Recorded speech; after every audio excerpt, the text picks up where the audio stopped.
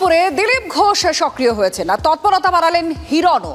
ভোটের আগে কাজের খতিয়ান তুলে ধরতে চান জানালেন খড়গপুরের বিজেপি বিধায়ক হিরণ। খড়গপুরের মানুষের সমস্যা জানতে সোশ্যাল মিডিয়ায় বার্তা হিরণের, দিলেন হোয়াটসঅ্যাপের নাম্বারও। মানুষের সেবা করতে কে বারণ করেছে পাল্টা প্রশ্নও তুলেছেন আবার দিলীপ ঘোষ। প্রদীপ্ত আমাদের প্রতিনিধি আমাদের সঙ্গে রয়েছেন। প্রদীপ্ত, খড়গপুর নিয়ে কি তাহলে কাড়াকাড়ি?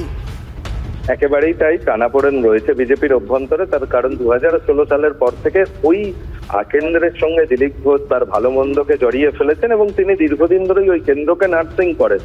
কিন্তু দিলীপবাবু 2019 সালে লোকসভা নির্বাচনে তিনি সাংসদ হয়ে যাওয়ার পর উপনির্বাচন হয় এবং সেখানে তৃণমূল কংগ্রেসের প্রার্থী জয়ী হলেও 2021 সালে ওখানে আবার বিজেপির তরফে হিরণ চট্টোপাধ্যায় তিনি বিধায়ক হন এবং দলের অন্দরে হিরণ চট্টোপাধ্যায় তিনি শুভেন্দু অনুগামী বলেই পরিচিত। অন্যদিকে দিলীপ ঘোষ তার মতো করে লড়াই করছেন এবং আমরা দেখছি যে আর মাস কয়েক নির্বাচনের বাকি রয়েছে। তার আগেই ওই এলাকার মানুষজনের কাছ থেকে পরামর্শ চাইছেন, ওই এলাকার মানুষজনের কাছ থেকে কি কি কাজ বাকি রয়েছে সেই সমস্ত বিষয় হিরণ চট্টোপাধ্যায় যেমন জানতে চাইছেন, দিলীপ ঘোষও কিন্তু ওই এলাকাতেই পড়ে রয়েছেন।